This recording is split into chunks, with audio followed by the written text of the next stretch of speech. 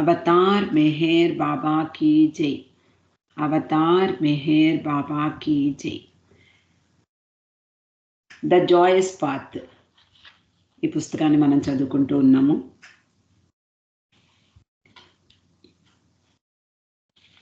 బాబాతో బాల్యం, బాబాతో మణి గడిపినటువంటి బాల్యం గురించినటువంటి విషయాలన్నీ కూడా ఆవిడ 1992 సంవత్సరంలో తన చిన్ననాటి సంఘటనలన్నీ కూడా కథలుగా చెబుతూ తాను బాబా మండలిలో చేరే వరకు జరిగిన విషయాలను అన్నీ పూసగుచ్చినట్లు చెప్పింది మణి. అందులోని ఆ కథలన్నిటినీ కూడా ఇక్కడ రచయిత అంటే హెదర్ నాడెల్ ప్రస్తావిస్తోంది. భగవంతుని తల్లిగా షిరీన్ ఎన్నో ఇబ్బందులు ఎదుర్కొన్నట్లుగా మనం చదువుకుంటూ ఉన్నాం. ఎన్నో అవమానాలు ఎదుర్కొంది. అయినా కూడా బాబా దగ్గరికి వెళ్ళి వస్తూనే ఉంది. ఎవరు ఎన్ని అన్నా కూడా తన కొడుకుతో తాను కొన్నాళ్ళు గడపాలి అనే ఉద్దేశంతో ఆమె ఏదో వంక పెట్టుకుని బాబా దగ్గరకు వెళ్ళి వస్తూ ఉండేది. ముఖ్యంగా మణి చిన్నపిల్లగా ఉన్నప్పుడు ఎప్పుడూ మారం చేస్తూ ఉండేది. స్కూల్కి సెలవులు ఇచ్చినప్పుడల్లా కూడా తప్పకుండా బాబా దగ్గరికి వెళ్ళవలసిందే. కాబట్టి షిరీన్ మణి కొరకు అన్నట్లుగా ఆమె సాకుతో వెడుతున్నప్పటికీ ఆమె కూడా తన కొడుకుతో ఉండాలని ఎల్లప్పుడూ కోరుకునేది. షెరియార్జీ మాత్రం ఇల్లు షాపు చూసుకుంటూ పూనాలోనే ఉండిపోయేవాడు. అలా వారిద్దరూ బాబాను దర్శించినటువంటి తొలి జ్ఞాపకాలు ఇవన్నీ కూడా. అప్పుడు బాబా బొంబాయిలో మంజిలీమిలో ఉంటున్నారు. అది మణి 4వ సంవత్సరం, అంటే 4వ జన్మదినానికి ముందు రోజులు. 4 సంవత్సరాలు నిండుతాయి అనగా షిరీన్తో పాటు మణి కూడా బాబాను దర్శించడానికి మంజిలీమిం వెళ్ళింది. వెళ్ళగానే తన పుట్టినరోజు కానుకగా 3 చక్రాల సైకిల్ కావాలని అడిగింది. సాధారణంగా చిన్నపిల్లలు వాళ్ళకి ఎవరైనా తన తోటి పిల్లలు ఎవరైనా ఆడుకునేటటువంటి వస్తువులు కావాలని మారాం చేయడం సహజమే. అలా మణి కూడా బాబాని 3 చక్రాల సైకిల్ కావాలి అని అడిగింది. అదే బాబాతో పాఠాలు నేర్చుకునేటటువంటి ఆట దానితో ప్రారంభమైంది అని చెప్తుంది మణి. తన బాల్యంలో జరిగిన అనేక ఉత్తేజకరమైన సంఘటనలు తన కోరికను ఎలా బలహీనపరిచాయో చెప్తోంది. అంటే చిన్నతనంలో కోరినటువంటి కోరికలు తీరకపోతే వాళ్ళు చాలా మారం చేస్తారు, చాలా గొడవ చేస్తారు సాధారణంగా. కానీ బాబా దగ్గర ఆ మారం ఎంత చేసినా కూడా చిన్నగా, అంటే బాబా వాళ్ళ స్థాయికి దిగి వచ్చి వాళ్లకు పాఠాలు ఎలా నేర్పుతారో ఇక్కడ మణి ఉదాహరణగా మనం తెలుసుకోవచ్చు. బాబా అంటారు ఎప్పుడూ కూడా తన ప్రేమ మార్గంలో తన ప్రేమ మాత్రమే ప్రధానం తప్ప మిగిలినవేవి పరిగణించదగినవి కావు అని తనదైనటువంటి స్టైల్లో, తనదైనటువంటి రీతిలో వివరించేవారు ప్రతి ఒక్కరికి. ఆయన కూడా చిన్నపిల్లల స్థాయికి దిగి వచ్చి ఆటలను కూడా పాఠాలుగా మార్చేవారు. ఆనాటి పాఠాలు మణి మనసుపై చెరగని ముద్ర వేశాయి. అలాగే బాబా తన శిష్యులుగా మార్చుకునే కొంతమందితో ఆడే ఆటే ఇది. ఎవరినైనా తన శిష్యులుగా మార్చుకోవాలి అన్నప్పుడు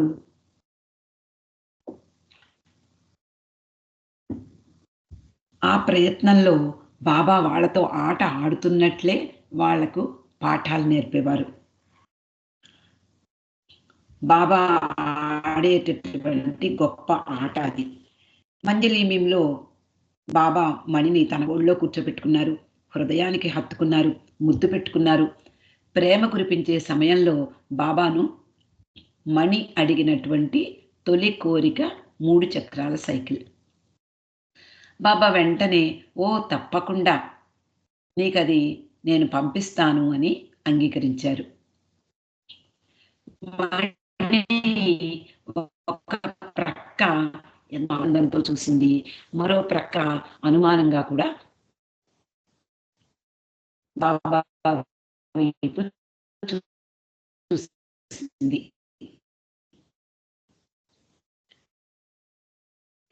కానీ బాబా అన్నారు, "కోడి మీద ప్రమాణం చేస్తున్నాను కాబట్టి నీకు తప్పకుండా దాన్ని" అంటే మనం చూడండి ప్రామిస్ అంటూ ఉంటాం. చిన్న పిల్లలు కూడా ప్రామిస్ తప్పకుండా ఈ ఆడుకున్న తర్వాత చదువుకుంటాను అని చెప్పడం కూడా మనకు తెలుసు. అలా బాబా ఆమెకు ప్రామిస్ చేశారు. మణి ఆనందంగా తిరిగి ఇంటికి వెళ్ళిపోయింది. పుట్టినరోజు వచ్చింది. అలాగే వెళ్ళిపోయింది కూడా. కానీ బాబా నుండి తాను కోరినటువంటి ఆ కోరిక, ఆ కానుక రాలేదు. నమ్మలేకపోయింది. ఇదేమిటి బాబా ఇలా చేస్తారా? అని అంత చిన్న వయసులోనూ బాబా పట్ల విపరీతమైనటువంటి ఆ నమ్మకం, ఆ విశ్వాసం ఆమెకు ఉంది కాబట్టి తనకు తనకు కావలసినటువంటి ఆ చిన్న కానుక రాలేదు. ఎందుకు రాలేదు? ఏదో కారణం ఉండుంటుంది అని ఆవిడ నమ్మలేకపోయిందిట. మళ్ళీ మరొకసారి షిరీన్‌తో మణి బాబా దగ్గరకు వెళ్ళింది. అలా బాబా దగ్గరకు వెళ్ళగానే బాబా యథాప్రకారంగా ఆ పాపను ఒళ్ళో కూర్చోబెట్టుకుని ముద్దులు కురిపించారు. కానీ ఇప్పుడు మణి ఏమాత్రమూ స్పందించలేదు. బింకంగా కూర్చుంది. తన మనసులో విషయం బాబాకు తెలియాలి అని కూడా అనుకుని ఉంటుంది. మనసులో బాధను బాబా బయటికి లాగారు.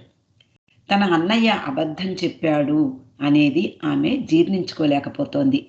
కోడిపై ప్రమాణం చేసి కూడా తనకు సైకిల్ పంపలేదు అంటే ఏమిటి? మరిచిపోయాడన్నమాట. అన్నిటికంటే మించి ఆయన తనను ఎక్కువగా ప్రేమించటం లేదు. ప్రేమిస్తే ఎవరు మరిచిపోరు కదా! ఇలా భావిస్తోంది చిన్న పిల్లైనటువంటి మణి మనసులో. బాబా చాలా తెలివైనవారు. ఎవరికి ఎలాంటి పాఠాలు చెప్పాలో అలా చక్కగా చెప్తారు. బాబా చాలా తెలివిగా నేనేం చేయగలను? ప్రమాణం చేసిన కోడి చనిపోయింది అన్నారు. ప్రమాణం చేసిన కోడి చనిపోవడం ఏమిటి? ఇది మనకర్థం కాదు. ఆయన సమాధానం మణి మనసులో ఉండేటటువంటి బాధను పోగొట్టిందిట. అంటే చిన్నపిల్ల కాబట్టి, అయ్యో! అలాగా కోడి చనిపోయిందా? అయితే ఏం చేస్తారు పాపం బాబా మాత్రం అని అనుకుని ఉంటుంది. ఆయన సమాధానం ఎలాగైతేనే మణి మనస్సులోని బాధను తొలగించింది. ఆమె సంతృప్తి అవునా! అలాగా అనుకుంది. బాబా యొక్క తీరు, బాబా యొక్క ఇలాంటి ఆటలు ఇవన్నీ మణి బాబా ప్రేమికులతో ఇలా చెప్తూ ఉండేది మండలి హాల్‌లో. అలా బాబా ప్రతి ఒక్కరి స్థాయిలోనూ వారిని సంతృప్తినిస్తాడు. ఒక చిన్న బిడ్డ కావచ్చు, వృద్ధుడు కావచ్చు, తత్వవేత్త కావచ్చు, సామాన్యుడు కావచ్చు, ప్రతిభావంతుడు కూడా కావచ్చు. ఎవరైనా కావచ్చు, వారి స్థాయికి దిగి వచ్చి బాబా వారికి సంతృప్తినిస్తారు. మణి అంటోంది, "నా జీవితంలో అనేక సంఘటనలు నన్ను ఆయన పూర్తిగా సంతృప్తిపరచినవి ఉన్నాయి. అందంగా అల్లిన కథలు ఎంతో అందంగా చెప్పినటువంటి మాటలు ఇవన్నీ కూడా సంతృప్తిపరిచినవి ఎన్నో సంఘటనలు ఉన్నాయి. ఈనాటికి కూడా నేను అనుకుంటూ ఉంటాను." అంటే మణి చెప్తోంది, "ఆ వెధవ కోడి చనిపోయింది అని ఇంకా కోపంగా ఉన్నాను దాని మీద" అంటోంది. అంటే పెద్ద వయసు వచ్చాక కూడా ఆమె చిలిపితనం అనేది పోలేదు. కాబట్టి ఆనాటి బాబా ప్రామిస్ తీర్చడానికి అడ్డంగా వచ్చినటువంటి ఆ కోడి చనిపోవడం అనేది ఆమెకు కోపంగా ఉంది. కాబట్టి ఆ వెధవ కోడి చనిపోయిందని ఇంకా నేను కోపంగానే ఉన్నాను అని తమాషాగా బాబా ప్రేమికులకు చెప్తూ ఉండేది. ఈ పాఠం మణి హృదయంలో లోతుగా నాటుకుంది. ఇక సైకిల్ కావాలి, ఇది కావాలి, అది కావాలి వంటి కోరికలు ఆయన ముందు ఎప్పుడూ తీసుకురాలేదు. అలా తొలినాటి నుండి ఆమెను ఆ విషయం మరచిపోనివ్వలేదు. ఆ పాఠం ఎన్నడూ మరవలేదు ఆవిడ జీవితాంతం. ఇక మెహ్రాతో కలయిక. ఒకసారి బాబా అన్నారట మణితో, "మణి, నీకు మెహ్రాకు యుగాలుగా సంబంధం ఉంది" అంటూ అందమైన చేతులను తిప్పుతూ బాబా ఆమెకు చెప్పారు. పూనాలో బాబా తన తల్లిదండ్రులను చూడ్డానికి వచ్చినప్పుడు మెహ్రాని తీసుకువచ్చారు. మెహ్రా, మణి అదే తొలిసారి కలవడం. బాబా మెహ్రాకు ఒక బొమ్మ ఇచ్చి దాన్ని తన చెల్లికి ఇవ్వమని చెప్తారు. అప్పటికి మణి వయస్సు 5 సంవత్సరాలు. ఆ తర్వాత చాలా సంవత్సరాల తర్వాత మణి అంటుంది, "నాకా మెహ్రా ఇచ్చినటువంటి బొమ్మ ఏమిటో నాకు గుర్తులేదు. కానీ మెహ్రాను తొలిసారి చూసినటువంటి జ్ఞాపకాలు నా మదిలో ఎప్పటికీ ఉండిపోయాయి. బాగా గుర్తున్నాయి అవన్నీ." తమ ఇంట్లో బావి దగ్గర మెహ్రా జుట్టు దువ్వుకోవడం, తల దువ్వుకోవడము, చాలా పొడవుగా, ఒత్తుగా, అందమైనటువంటి ఆ బ్రౌన్ కలర్‌లో ఉండేటటువంటి ఆమె కురులు చాలా అందమైనటువంటి ఆ సంఘటన తనకి బాగా గుర్తున్నట్లు చెప్తూ ఉండేది. మణి ఎప్పుడు సెలవులిచ్చినా అప్పుడు వెళ్ళిపోదాము అని అనుకునేది కానీ, బాబా అనుమతి మాత్రం తప్పనిసరిగా ఉండేది. మణికి స్కూలుకి సెలవులిచ్చినప్పుడల్లా తన తల్లితో కలిసి కానీ, లేకపోతే కుటుంబంతో కలిసి కానీ, లేదా కుటుంబంలో సభ్యులతో కలిసి కానీ, బాబా ఎక్కడ ఉంటే అక్కడకు మెహ్రాబాదో, లేక టోకా, లేక నాసిక్ ఇలా వెళ్ళి బాబాను చూసి వస్తూ ఉండేది. స్త్రీల ఆశ్రమంలో ప్రధానంగా మెహ్రాతో స్నేహం చేసింది ఆమె. మెహ్రా మణి కంటే 11 సంవత్సరాలు పెద్దది. అయినా మెహ్రా మణి పట్ల ఎంతో ఆప్యాయత కురిపించేది. మెహ్రా మణి జుట్టు దువ్వి జడ వేసేది. బాబా కొరకు మెహ్రా, అలాగే ఖుర్షేద్ మొదలైన స్త్రీ సభ్యులు అందరూ కూడా బాబా కొరకు ఏదో ఒక వస్తువుల్ని తయారు చేస్తూ ఉండేవారు. బాబాకు బాబా వాళ్లకు దూరమైనప్పుడు, విదేశాలకు వెళ్ళినప్పుడు, లేదా ఏదైనా పర్యటనకు వెళ్ళినప్పుడు, బాబా లేని సమయంలో, బాబా వచ్చేసరికి వాళ్ళు ఏదో ఒకటి బాబాకు సమర్పించాలనే ఉద్దేశంతో బాబా కొరకు పనిచేస్తూ ఉండేవారు. అలా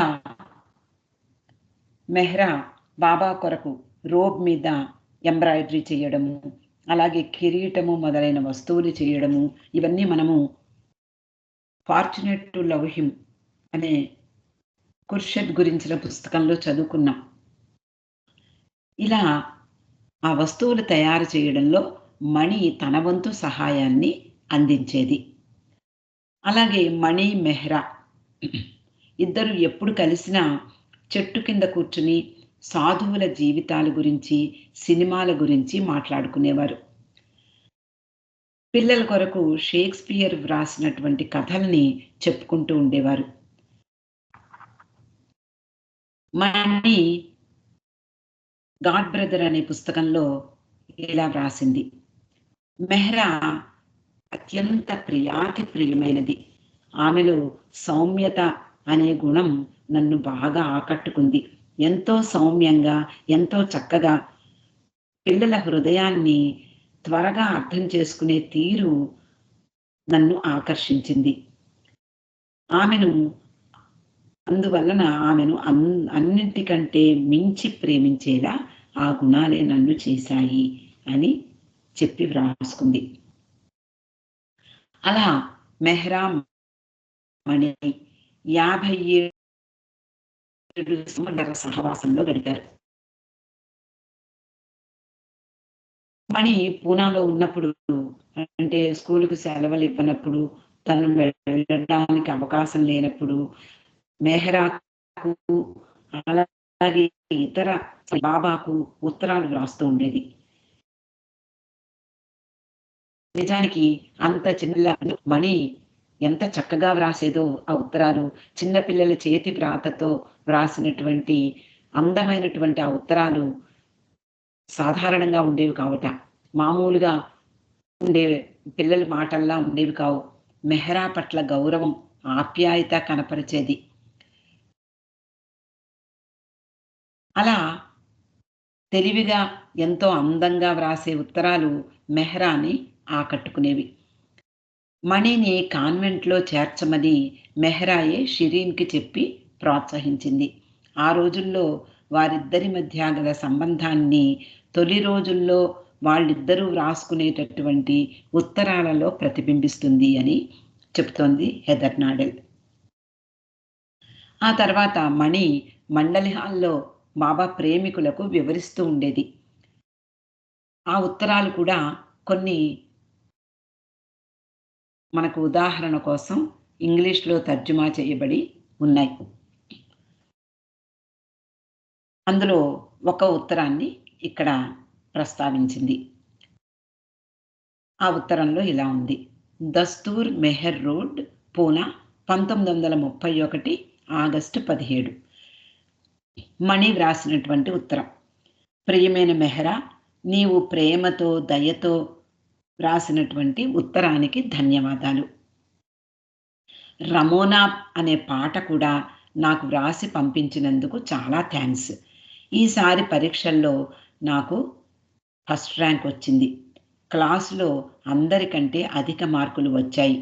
ఈ విషయాలు నీకు వ్రాయడం నాకు చాలా సంతోషాన్ని కలిగించింది. నా మనసు ఉప్పొంగిపోతోంది. సరే, ఇక ఈ విషయాన్ని పక్కన పెడదాం. ఆగస్టు 29 సాయంత్రం 4 గంటలు. అప్పుడు నేను టీ తాగుతూ ఉన్నాను. పోస్ట్ మ్యాన్ తలుపు కొట్టాడు. నేను పరిగెత్తుకెళ్ళి తలుపు తీశాను. అదేమిటో నువ్వు ఊహించగలవా? నాకు సంతోషము, ఆశ్చర్యము ఒకేసారి కలగజేసినటువంటి బాబా ఉత్తరం అందింది. నాలో ఆనందానికి అవధులు లేవు. అందులో బాబా ఏం వ్రాశారో నీకు చెప్పనక్కర్లేదు. ఆ ఉత్తరం నీకు పంపిస్తున్నాను. నువ్వడిగిన పాట కూడా నేను వ్రాసి పంపిస్తున్నాను. సోదరి ఖుర్షెద్‌కి ఈ ఉత్తరాన్ని చదవడానికి ఇవ్వు. ప్రేమను, నీ క్షేమాన్ని ఆశిస్తూ ఉంటాను. నీ చిలిపి చెల్లెలు మణి ఇరానీ. ఎంత అందంగా, అంత చిన్న వయసులో ఎంత అందంగా వ్రాసిందో మనం ఇక్కడ చూడొచ్చు. అంతేకాకుండా కింద ఏదైనా తప్పులుంటే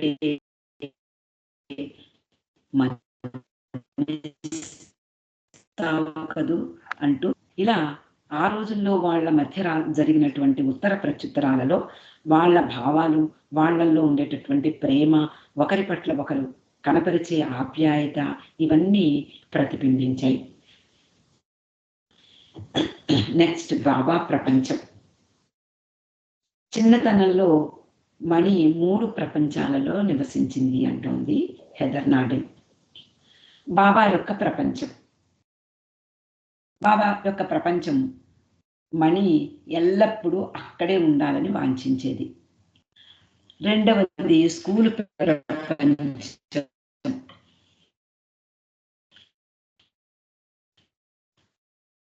తర్వాత మూడవది ఇంటి ప్రపంచం. తల్లిదండ్రులు, ఇరుగు పొరుగు వారు, ఇంట్లో బంధువులు, సోదరులు, వీళ్ళందరితో చాలా చక్కగా రోజులు గడిచిపోయేవి. కానీ బాబాతో ఉన్నప్పటి సంతోషంగా మాత్రం ఉండేవి కావు. ఆమె బాబా ప్రపంచంలోకి ఆయన అనుమతి ప్రసాదించినప్పుడు మాత్రమే వెళ్ళి వస్తూ ఉండేది. బాబా మెహరాబాద్‌లో ఉండేవారు, నాసిక్‌లో ఉండేవారు, టోకాలో ఉండేవారు. లేక బాబా ఎక్కడుంటే అక్కడికే వెళ్ళి వస్తూ ఉండేది. బాబాతో ఉండాలని, ఎప్పుడు కావాలంటే అప్పుడు రాకూడదు అనేది బాబా ఆదేశం. అందులో ముఖ్యంగా ఒంటరిగా అస్సలు రాకూడదు. తల్లితో కలిసి లేదా ఎవరితోటైనా కలిసి స్కూలుకి సెలవులిచ్చినప్పుడు మాత్రమే రావాలని బాబా ఆదేశాలలో ఒకటి. ఆమె బాబా ప్రేమికులకు చెప్తూ ఉండేది మండలి హాల్‌లో. ఏమని అంటే, మేమంతా ఆలోచించడము, మాట్లాడడము ప్రారంభించిన నాటి నుండి బాబాకు విధేయత చూపించాము అని. అంటే అంత చిన్న వయసులో మాట్లాడటం ఎప్పుడొస్తుంది? 3 ముఖ్య అంటే చాలా స్పష్టంగా మాట్లాడటం 3, 4 సంవత్సరాల వయసులో వస్తుంది. అలాగే ఆలోచించడం కూడా ఆ చిన్న వయసులోనే చేస్తారు. అంటే ఆనాటి నుండి కూడా బాబాకు విధేయత చూపించడం నేర్చుకున్నాము అని మణి చెప్తూ ఉండేది.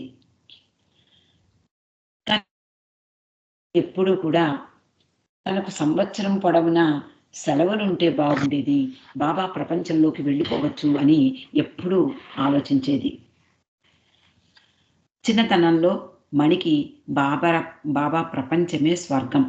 అందులో బాబా ఉంటారు. ప్రేమ, దయ ఆమెకు కావలసినంత దొరుకుతాయి. బాబా భగవంతుడు. పైగా తన అన్న.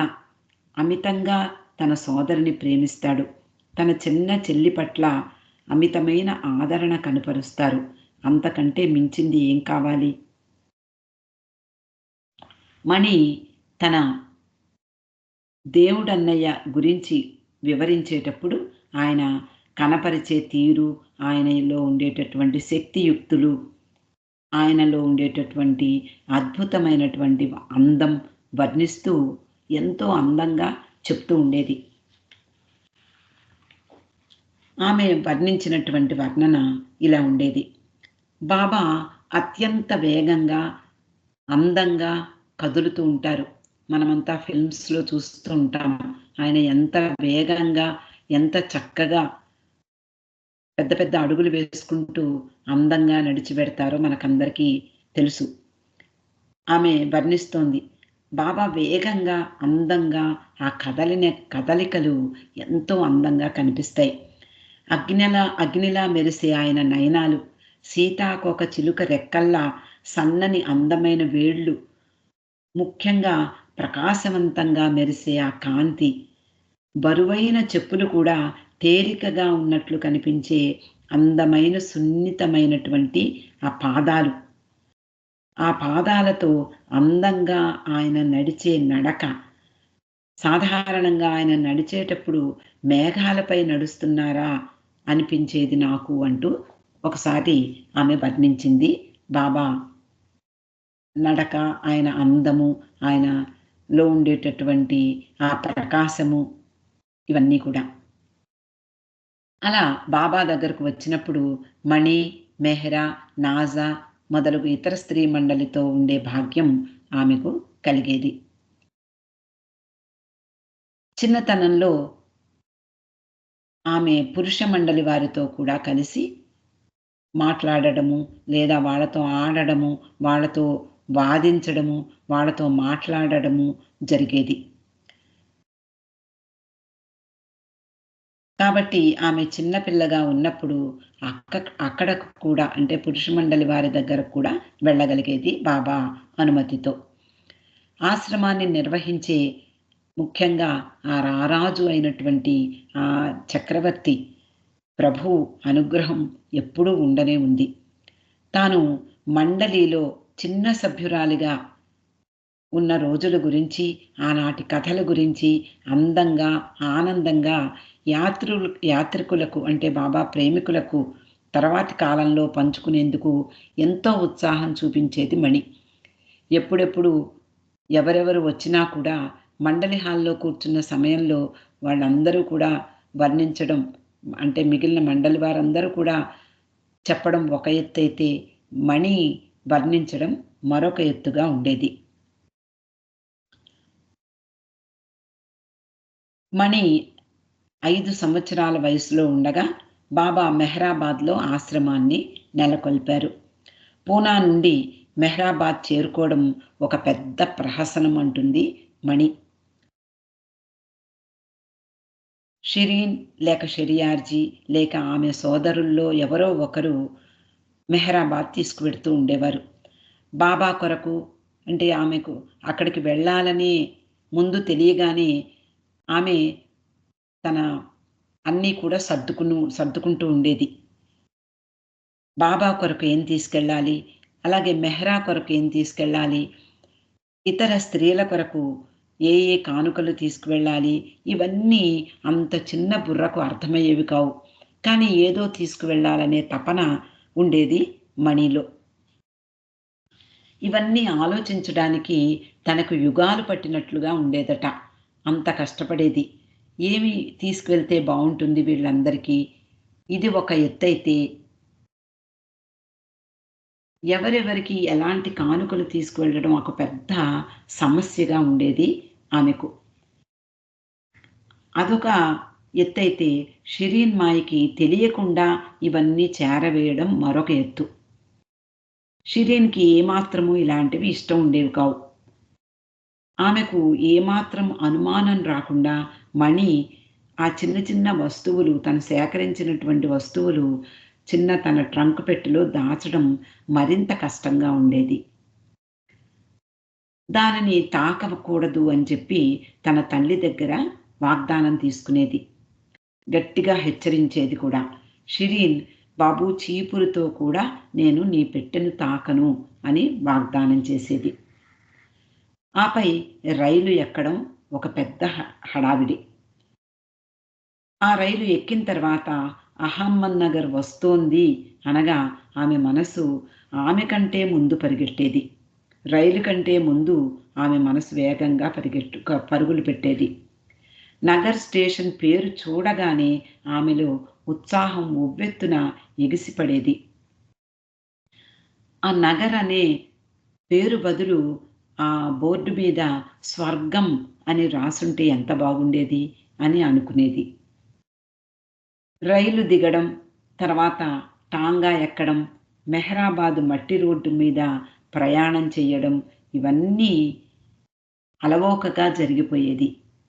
ఈ కష్టమైనటువంటి ప్రయాణం అంతా కూడా మెహ్రాబాద్‌లో దిగగానే బాబా ఎక్కడున్నారో తెలుసుకుని అక్కడ వరకు ఒకటే పరుగు పెట్టడం అనేది అద్భుతంగా ఆ సమయంలో చేసినటువంటిది తర్వాతి రోజుల్లో తనకి అద్భుతంగా గోచరించింది అని చెప్పేది.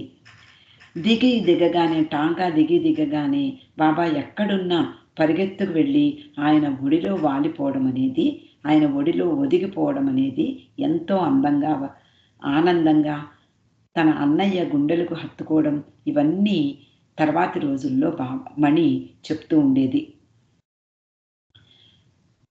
బాబా దగ్గరికి వెళ్ళి ఆయన ఒళ్ళో కూర్చోవడము, ఆయన ఆలింగనాలు, చుంబనాలు స్వీకరించడము, ఆనందంగా పరిగెత్తుకుంటూ తన ట్రంక్ పెట్టెతో స్త్రీల వైపు వెళ్ళేది. స్త్రీలున్న వైపున మణి తన చిన్న పెట్టెను తెచ్చి తను తెచ్చినటువంటి కానుకలు అందరికీ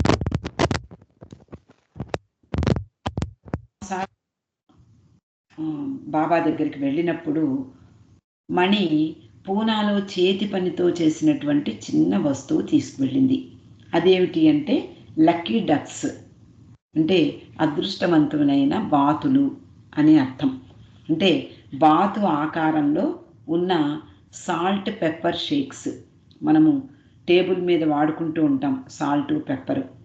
అలాంటి బాతు ఆకారంలో ఆ సాల్ట్ పెప్పర్ వేసుకునేటటువంటి చిన్న డబ్బా లాంటివి బాబాకు కానుకగా తీసుకొచ్చింది. వాటిని బాబాకు అందించింది. అప్పుడు వర్ణిస్తోంది ఆ సంఘటనను. అప్పుడు చూడాలి బాబా ముఖం. ఆయన ముఖంలో ప్రకాశం, ఆ బాతుల తలలపై ఉన్న కన్నాలతో ఉన్నటువంటి వాటి కొరకు బాబా ఎన్నో రోజులుగా వేచి ఉన్నారట. విశ్వమంతా ఆయన సొత్తు.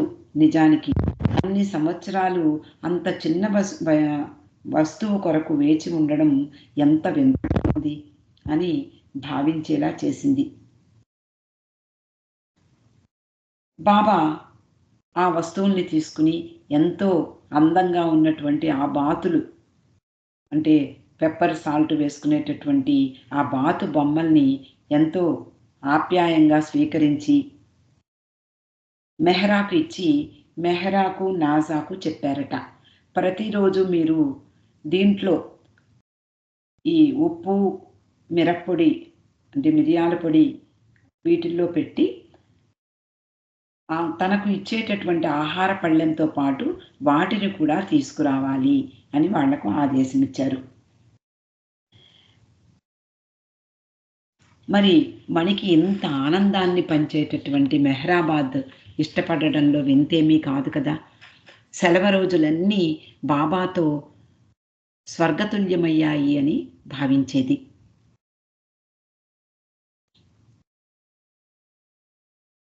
ఆమె మెహరాబాద్ వెళ్ళినప్పుడల్లా అక్కడ జరిగేటటువంటి విషయాలు, అక్కడ ఆమెకు ఆనందం కలిగించేటటువంటి సంఘటనలు గురించి తర్వాతి రోజుల్లో బాబా ప్రేమికులకు వర్ణిస్తూ ఉండేది. పోస్ట్ ఆఫీస్ భవనంలో మెహ్రా మొదలగు స్త్రీలతో ఉండడం, రాత్రి ఆకాశంలో నక్షత్రాలు మెరుస్తూ ఉండగా నేల మీద తన పక్కపై దుప్పట్లో దూరి నిద్రించడం ఎంత ఆనందాన్ని కలిగిస్తుందో కదా. ఉదయం అవగానే రైల్వే లైను పక్కగా ఆరు బయట పళ్ళు తోముకోవడం కూడా ఎంతో ఆహ్లాదాన్ని కలిగించేది. రైలు పరిగెడుతూ ఉండగా పట్టాలపై నిప్పు రవ్వలను చూడడం ఆమెకు చాలా ఇష్టం. అలాగే రాత్రి వేళ పొలం గట్ల మీద ఈ పొలాల్ని కాపలా కాచేవాళ్ళు అరుస్తూ ఉంటారు. ఆల్ ఈజ్ వెల్ అంటూ అరుస్తూ ఉంటారట, అంతా బాగానే ఉంది అని. ఆ పిలుపు కూడా ఆమెకు ఎంతో అపురూపంగా వినిపించేది. ఎంతో ఆనందంగా ఆ పిలుపును వినేది. తెల్లవారుజామున ఆ పిలుపు విన్నప్పుడు, అంటే పొలాల్లో నుండి ఆ పిలుపు విన్నప్పుడు మెడుకు వచ్చేది మణికి. కొంచెం దుప్పటి తొలగించి చుట్టూ చూసేది. అంతా చిమ్మ చీకటి.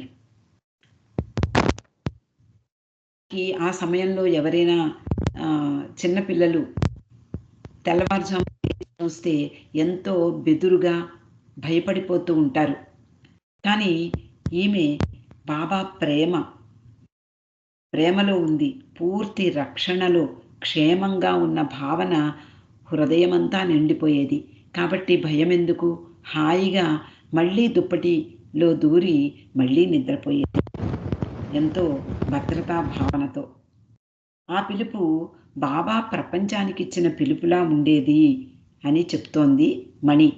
బాబా don't worry, all is well అన్నట్లుగా ఆ పిలుపు ఆమెకు వినపడేదట.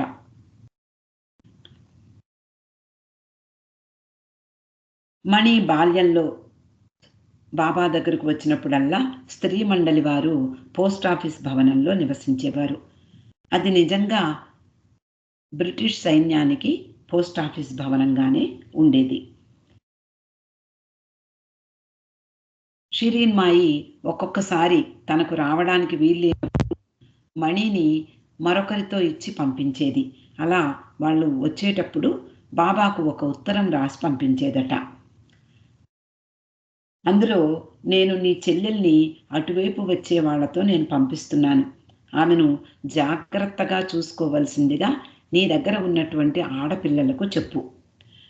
స్నానం చెయ్యడానికి చిన్నపిల్ల కాబట్టి బట్టలు ఉతుక్కోవడానికి వాళ్లను, ఆడపిల్లలను సాయం చెయ్యమని చెప్పవలసింది అంటూ మణి పట్ల జాగ్రత్త వహించవలసిందిగా ఆమె బాబాకు వ్రాసి చెప్పేది. అక్కడ నివసిస్తున్నటువంటి మెహ్రా, ఆమె తల్లి దౌలత్మాయి, ఖుర్షెద్, నాజా, సూనామాసి, వాలు వీళ్ళందరూ అక్కడ ఉండేవారు. వాళ్ళందరినీ అదమాయిస్తున్నట్లుగా ఈ ఉత్తరం ఉండేది.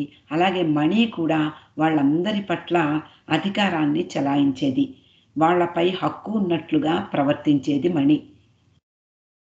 చిలిపితనంతో ముఖ్యంగా ఎక్కువగా మాట్లాడేది మణి.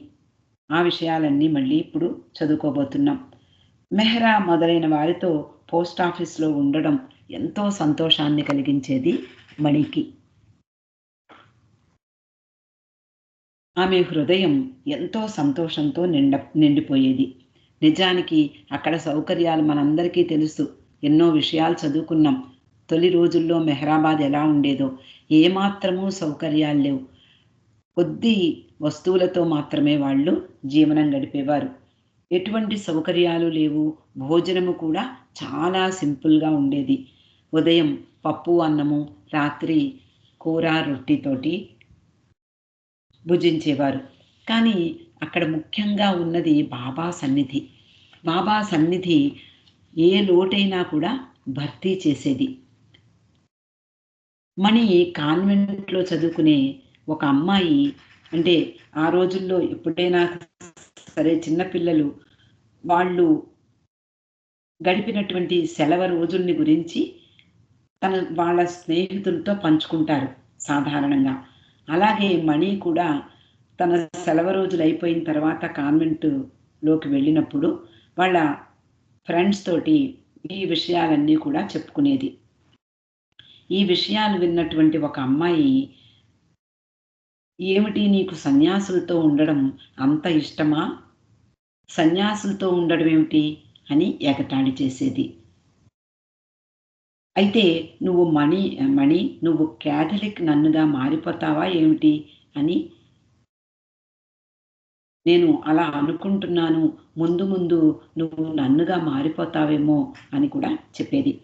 మణి అనేది, "నేను క్యాథలిక్ నన్నుగా మారను" అంది. ఆ పాప, "అయితే మరి ఎలాంటి సన్యాసివవుతావు?" అని అడిగింది. మణి, "నేను నిజమైన సన్యాసిని అవ్వబోతున్నాను.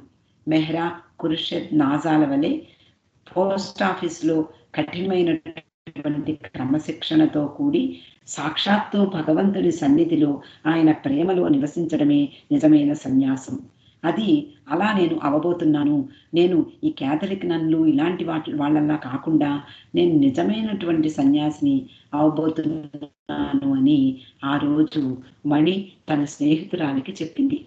అంటే చూడండి, ఆ రోజుల్లో, అంటే అంత చిన్న వయసులో సన్యాసము, అలాగే కుటుంబము లేదా సాధారణమైన జీవితము పట్ల ఏమాత్రము అవగాహన ఉండదు. అయినా కూడా మణి తన జీవితాన్ని, తన భావిని గురించి అప్పుడే ఆమెకు తెలిసిందా అన్నట్లుగా ఆమె నిజమైన సన్యాసిని కాబోతున్నాను. నిజంగా పోస్టాఫీస్ భవనంలో మెహ్రా, ఖుర్షద్ మొదలైన వాళ్ళు ఎలా ఉన్నారో అలా సాధారణమైనటువంటి జీవితం గడుపుతూ సాక్షాత్తు భగవంతుని సన్నిధిలో నేను సన్యాసిని అవ్వబోతున్నాను అని ఆ రోజే తను తన జీవితాన్ని నిర్ణయించుకున్నట్లుగా మనకి కనిపిస్తుంది. ఇక్కడితో ఈరోజు ముగిద్దామండి. అవతార్ మెహర్ బాబా కీ జై.